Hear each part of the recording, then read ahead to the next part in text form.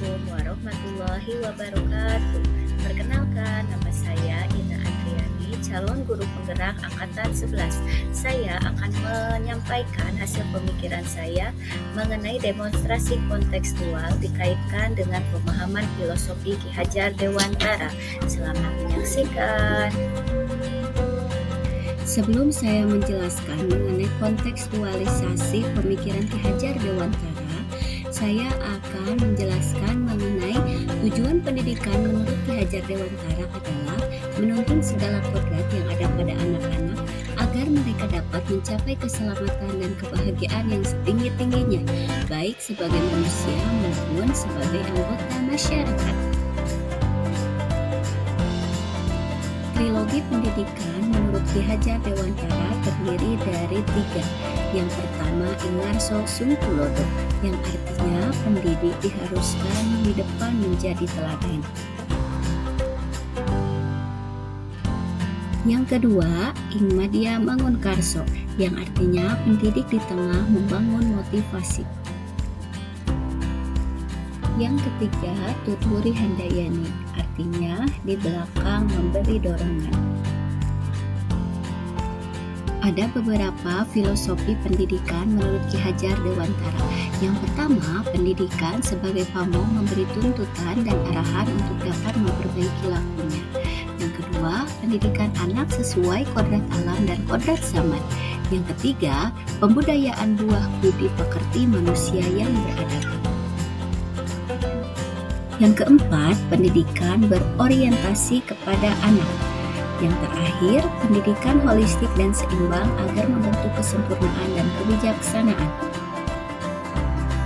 Selanjutnya, saya akan melakukan kontekstualisasi dari filosofi pendidikan menurut Ki Hajar Dewantara yang telah dilakukan di sekolah saya di SDN 1 Cibodas, Kecamatan Lembang, Kabupaten Bandung Barat. Kontekstualisasi dari filosofi pendidikan menurut Ki Hajar Dewantara di SDN 1 Cibodas, di mana dalam poin pendidik sebagai pamong memberi tuntunan dan arahan untuk dapat memperbaiki laku murid. Yang pertama adalah pembiasaan upacara bendera, di mana dalam pembiasaan ini murid diharapkan memiliki rasa cinta tanah air. Lalu pembiasaan senam sehat, di mana anak diharapkan mencintai dirinya dengan menjaga kesehatan. Yang ketiga, pembiasaan literasi, di mana anak diminta untuk membaca sebuah buku agar anak cinta akan buku dan mengetahui bahwa buku adalah jendela ilmu.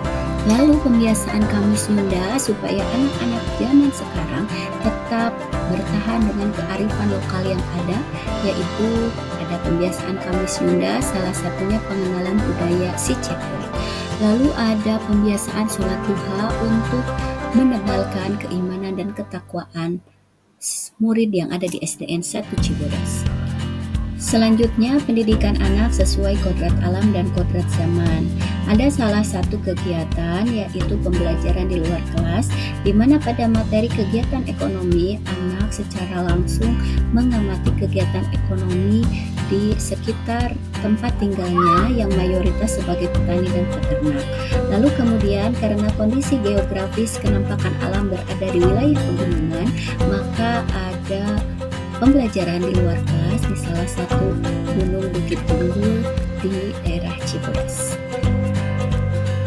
Kemudian sesuai dengan kodrat zaman, anak zaman sekarang tidak lepas dari digitalisasi dan teknologi. Maka dari itu, ada pelatihan TIK di sekolah kami bagi kelas 4 dan 5 untuk mempersiapkan ANBK, dan juga anak dilatih mengoperasikan laptop agar mampu bijak menggunakan teknologi. Lalu juga dalam pembelajaran kami sudah menggunakan IT untuk dapat menyesuaikan perkembangan zaman abad 21. Anak juga menggunakan HP untuk mengunduh bahan ajar yang bisa di-scan barcode bahan ajar yang telah disediakan guru. Kemudian pembudayaan buah budi pekerti manusia yang beradab. Ada beberapa kegiatan di sekolah kami. Yang pertama, apabila ada siswa yang sakit, maka teman sekelas atau perwakilan orang tua akan menengok teman yang sakit tersebut. untuk memberikan rasa empati dan juga peduli pada sesama. Kemudian juga ada kegiatan gotong royong untuk menumbuhkan rasa kerjasama dan solidaritas seperti jumsi, Jumat bersih, dan pikir keras. Lalu juga ada kegiatan Ramsijan, program menyisihkan uang jajan yang nantinya akan diperuntukkan untuk teman-teman kita yang yatim piatu di sekolah kami. Lalu juga ada program sholat zuhur berjamaah untuk menumbuhkan rasa cinta kepada Allah Subhanahu wa Ta'ala dan menjalankan perintahnya. Selanjutnya, pendidikan berorientasi kepada anak. Kita mengetahui bahwa anak sekolah dasar sangat menyukai permainan dan juga menggunakan media pembelajaran yang konkret dan juga model pembelajaran yang bervariasi. Maka dari itu di sekolah kami sudah menggunakan beberapa metode, model, dan media pembelajaran yang variasi agar bisa berorientasi kepada anak dan berhamba kepada murid. Lalu yang selanjutnya ada pendidikan holistik dan seimbang agar membentuk kesempurnaan dan kebijaksanaan. Salah satu upaya untuk mencapai pendidikan holistik dan seimbang, kami mengadakan program membaca Asmaul Husna bersama setelah sholat berjamaah ataupun sholat duha, kemudian ada ekskul pramuka untuk membentuk kemandirian, kepercayaan diri, dan juga cinta tanah air.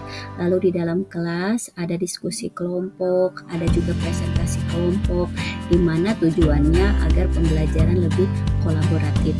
Seperti kemampuan abad 21 yang kita harapkan, di mana anak dapat berkolaborasi, dapat mengkomunikasikan, dapat kritis, dan juga dapat kreatif.